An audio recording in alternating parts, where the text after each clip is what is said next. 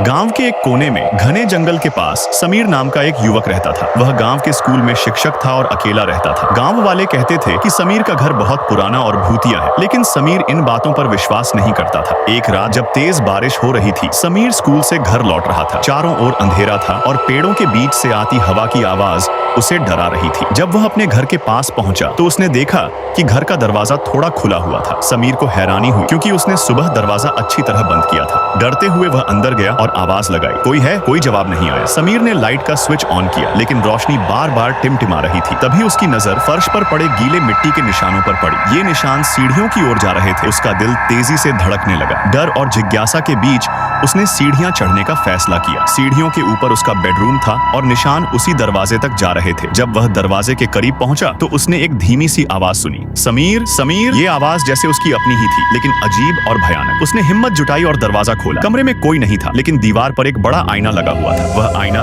उसने पहले कभी नहीं देखा था। आईने में कमरे का अक्स साफ दिख रहा था, लेकिन एक अजीब बात थी। आईने में जो समीर दिख रहा था वह खिड़की के पास खड़ा था, जबकि असली समीर दरवाजे के पास था। समीर की रूह कांप गई। उसने पीछे मुड़कर देखा, लेकिन वहां कोई नहीं था। जब उसने दोबारा आईने में देखा तो आईने का समीर मुस्कुरा रहा था। तुम्हें यहाँ नहीं आना चाहिए था समीर, आईने के अंदर की परछाई ने कहा। समीर का दिल जोर जोर से धड़कने लगा। उसे एहसास हुआ कि कुछ बहुत गलत था। आईना अब सिर्फ उसका अक्स नहीं दिखा रहा था, बल्कि उसकी पूरी जिंदगी के पल सामने ला रहा था। और फिर उसे सच पता चला, समीर तो पहले ही मर चुका था। गांव वालों को यह बात पता थी। कई साल पहले बारिश वाली एक रात में समीर की कार एक्सीडेंट में मौत हो गई थी, लेकिन उसका आत्मा इस बात को मानने को तैयार नहीं थी। वह हर रात अपने घर लौटता था, अपनी वही जिंदगी जीने की कोशिश करता था। उसने भागने की कोशिश की, लेकिन दरवाजा अपने आप बंद हो गया। आईने के अंदर उसकी परछाई ने कहा, अब तुम्हें यहाँ रहना होगा हमेशा के लिए। और उस रात के बाद समीर का अक्स हमेशा के लिए आईने में कैद हो गया।